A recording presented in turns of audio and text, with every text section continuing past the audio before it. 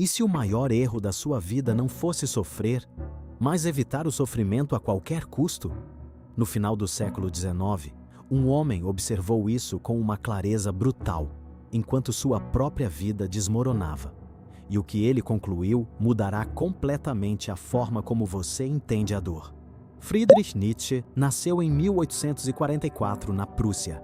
Filho de pastor luterano, era um prodígio acadêmico. Tornou-se professor universitário antes dos 25 anos. Tudo indicava uma carreira brilhante, estável, reconhecida. Mas sua saúde colapsou cedo. Aos 30 anos, já vivia com enxaquecas devastadoras, dores oculares que o cegavam por dias, náuseas que o confinavam à cama por semanas inteiras. Abandonou a carreira. Passou a viver de forma solitária, escrevendo no limite físico do que um corpo consegue suportar.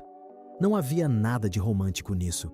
Era isolamento real e dor real, acompanhados de extrema lucidez. Foi nesse estado que ele escreveu algumas das obras mais perturbadoras e necessárias da história do pensamento ocidental. Não apesar do sofrimento, dentro dele.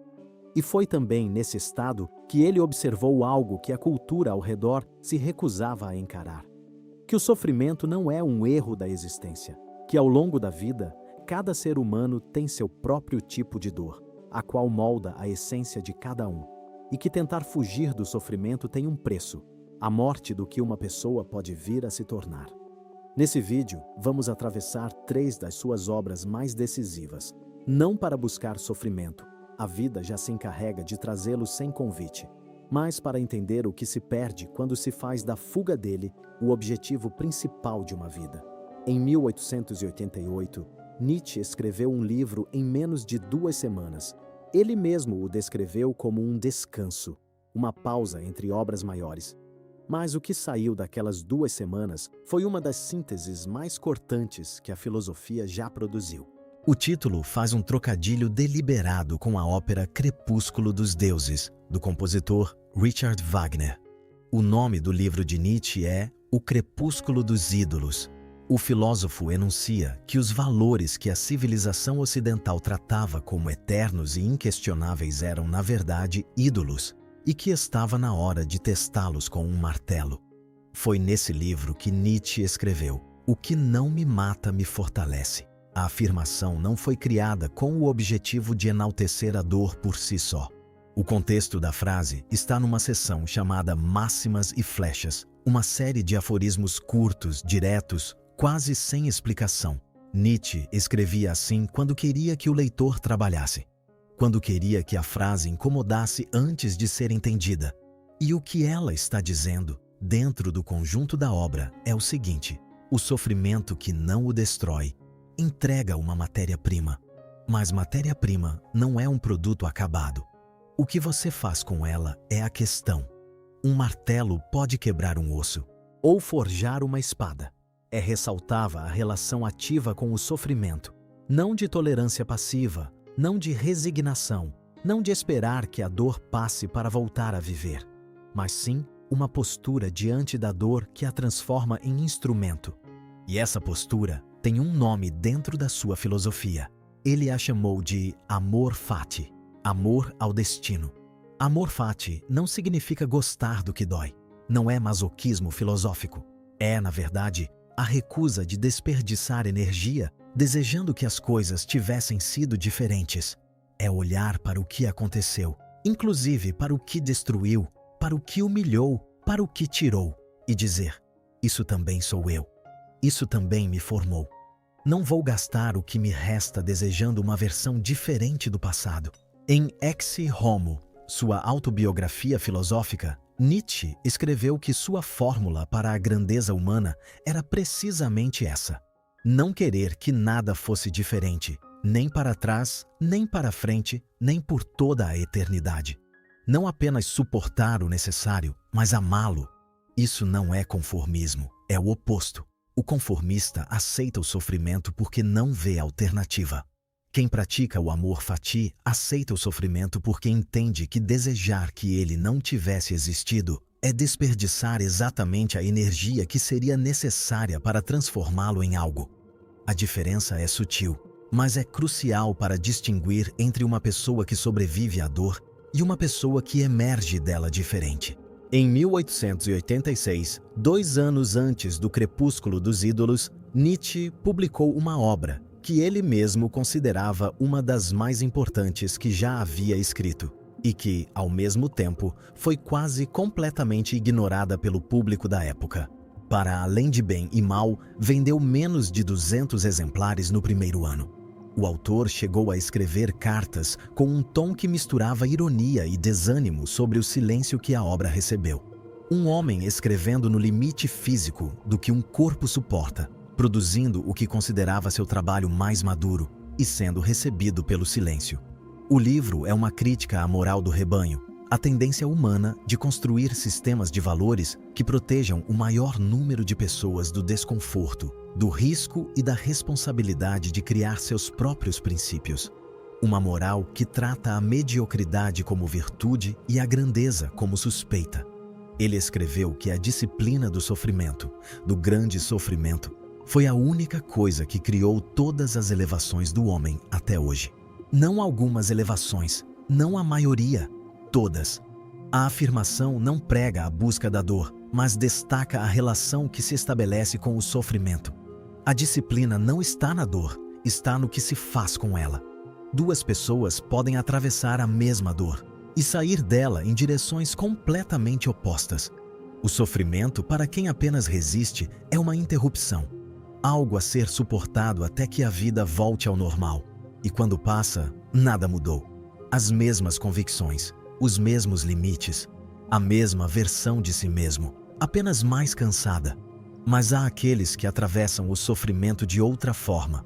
Não apenas resistem, observam, não apenas suportam, respondem. E nesse processo, algo começa a mudar, porque o sofrimento deixa de ser uma pausa e passa a exigir algo, algo que antes não existia. Nesses casos, ele não interrompe a vida, ele a transforma. E é exatamente essa distinção que está no centro do argumento deste livro. Mas o filósofo ainda vai além e constata que tensão, o desconforto, a dor, a resistência são o que produzem profundidade. Uma pessoa que nunca foi testada de verdade pode ser agradável, funcional, até admirável em muitos sentidos. Mas há uma camada de caráter, uma densidade de presença que só se forma quando alguém foi colocado num limite real e decidiu não se dissolver nele. E essa densidade, chamada em sua obra de patos da distância, é produzida exclusivamente pela disciplina do sofrimento. Mas advirta-se, o sofrimento pode produzir ressentimento. E aqui está a distinção mais importante que, para além de bem e mal, oferece para este roteiro. O sofrimento por si só não garante nada. 2 pessoas podem atravessar a mesma dor e sair em direções completamente opostas. Uma emerge com mais profundidade, mais capacidade de criar, mais clareza sobre quem é. A outra emerge mais fechada, mais amargurada, mais convicta de que o mundo lhe deve algo. É a disciplina que determina para qual lado a balança pende. Em outro livro, Assim Falou Zaratustra, Nietzsche nos apresenta o personagem central, Zaratustra, como um homem que passou 10 anos solitário em uma montanha e então decide descer para falar com os homens. Ele desce porque percebe que toda a sabedoria que adquiriu nesse período não deve ser guardada para si, não deve ser desperdiçada. O primeiro anúncio de Zaratustra é sobre o além do homem. A ideia de que o ser humano não é um destino, mas um caminho. Que o homem é algo que deve ser superado, não pelos outros, mas por si mesmo. Que existe uma versão de cada pessoa que só se torna possível depois que tudo que é frágil nela foi atravessado, testado, queimado pelo sofrimento. A multidão não entende, ou entende e não quer ouvir. Então Zaratustra muda de estratégia. Em vez de descrever o que a humanidade poderia se tornar, descreve o que ela se tornará se escolher o caminho oposto, e apresenta o último homem. O último homem é o ser que tornou o mundo pequeno, que não quer mais o perigo, não quer mais a paixão que consome, não quer mais o caos que precede a criação, que inventou uma felicidade administrada, segura, sem atrito, e pisca o olho satisfeito com sua própria pequenez. Ele não é necessariamente infeliz. Esse é o detalhe que Nietzsche faz questão de sublinhar. O último homem é confortável, é funcional, até sorri, mas há algo nele que um olhar mais atento percebe imediatamente. Ele é vazio. A felicidade que conquistou tem o sabor de algo que nunca foi realmente testado. A paz que encontrou é a paz de quem nunca arriscou nada que valesse a pena perder. Zaratustra descreve tudo isso como um aviso. A multidão ouve e grita: "Queremos ser o último homem." Nietzsche não coloca isso como uma cena distante ou alegórica. Coloca como um espelho. A multidão que pede para ser o último homem não é uma abstração histórica. É o impulso que existe em qualquer pessoa que já preferiu a segurança do conhecido à incerteza de se tornar algo diferente. É o destino de quem atravessou o sofrimento e, em vez de usá-lo como matéria-prima, escolheu o ressentimento. Zaratustra percebe que não consegue comunicar o que veio dizer à multidão e se afasta. Decide que não falará mais para todos, mas apenas para aqueles que ele chama de companheiros, criadores, os que estão dispostos a construir algo novo. É para esses que ele enuncia as 3 transformações do espírito. É uma das passagens mais comentadas do livro. O autor afirma que o espírito começa como camelo. O camelo é aquele que carrega os pesos que a tradição, a moral e a sociedade impõem. Ele se ajoelha, aceita a carga e atravessa o deserto com ela. Nietzsche não descreve o camelo com desprezo. Há dignidade genuína em carregar o que precisa ser carregado. O camelo representa a fase em que uma pessoa absorve o que o mundo tem a ensinar, suporta o que precisa ser suportado, cumpre o que foi estabelecido antes dela. Mas o deserto é o ponto de virada. No deserto, no isolamento, na ausência de distrações, no confronto direto com o peso que carrega, o camelo se transforma em leão. O leão não carrega pesos, ele os recusa. Ele enfrenta o grande dragão, aquele que diz em cada escama: "Tu deves." O dragão representa todos os valores externos que uma pessoa internalizou sem questionar. A moral herdada, as expectativas alheias, a definição de sucesso que veio de fora e que nunca foi examinada por dentro. O leão diz não. É a ruptura. A recusa de continuar sendo definido pelos valores que outros criaram. E essa recusa tem um preço, porque dizer não ao dragão significa abrir mão da segurança que o dragão oferecia. O leão conquista a liberdade, mas ainda não sabe o que fazer com ela. Ele sabe destruir, ainda não sabe criar. A transformação final é a criança. E aqui está o ponto onde quase toda interpretação superficial falha.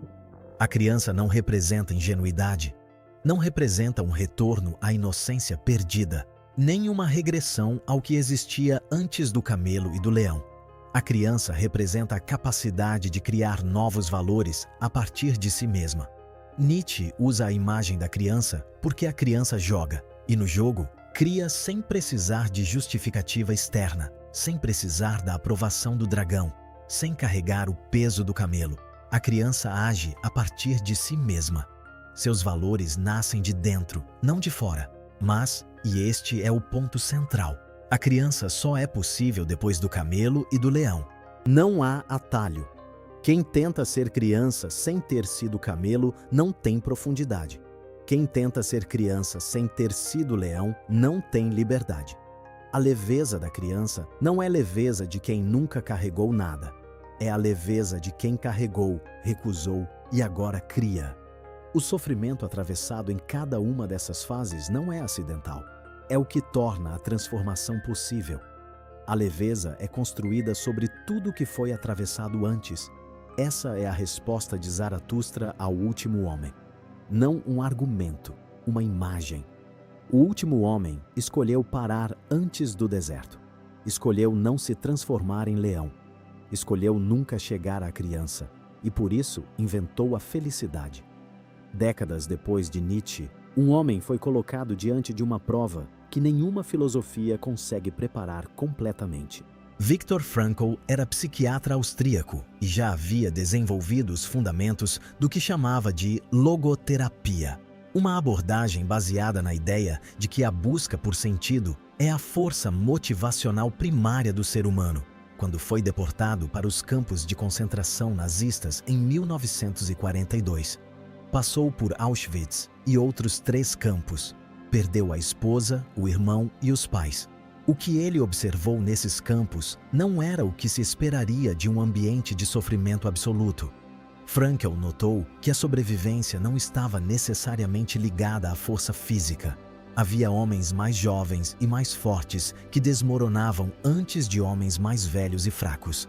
A diferença, observou com precisão clínica, estava em outra coisa: em quem conseguia encontrar um sentido para o que estava atravessando e em quem não conseguia. Quem tinha um porquê suportava quase qualquer como. Frase de Nietzsche que Frankl utilizava como base para seu trabalho clínico. Nietzsche havia dito que a disciplina do sofrimento foi a única coisa que criou todas as elevações do homem. Frankl, décadas depois, observou esse princípio funcionando em condições extremas. Victor escreveu em sua obra Em Busca de Sentido que ao homem pode ser tirado tudo, exceto a capacidade de escolher a própria atitude diante de qualquer conjunto de circunstâncias, de escolher o próprio caminho. Não é uma liberdade de circunstância, é uma liberdade interior. E é exatamente essa liberdade que Nietzsche estava descrevendo quando falava da postura ativa diante do sofrimento. A diferença entre quem atravessa a dor como camelo, como leão, como criança e quem para no último homem. Nietzsche morreu em 1900, antes de ver o século que confirmaria suas intuições mais sombrias sobre a humanidade. Frankl sobreviveu a esse século em sua forma mais brutal e saiu dele dizendo o mesmo que Nietzsche havia dito numa pensão em Sils Maria 50 anos antes. O sofrimento por si só não garante nada, mas o ser humano que encontra sentido dentro dele, que recusa a se tornar apenas vítima do que atravessa, emerge com algo que não pode ser tirado por nenhuma circunstância externa. Uma liberdade que não depende do mundo ser justo, que não depende da dor acabar, que não depende de nada além da decisão interior de criar algo, um valor, um propósito, uma versão de si mesmo, a partir do que o fogo deixou para trás. O sofrimento não pergunta se você está pronto. A única pergunta é: o que você vai se tornar depois dele?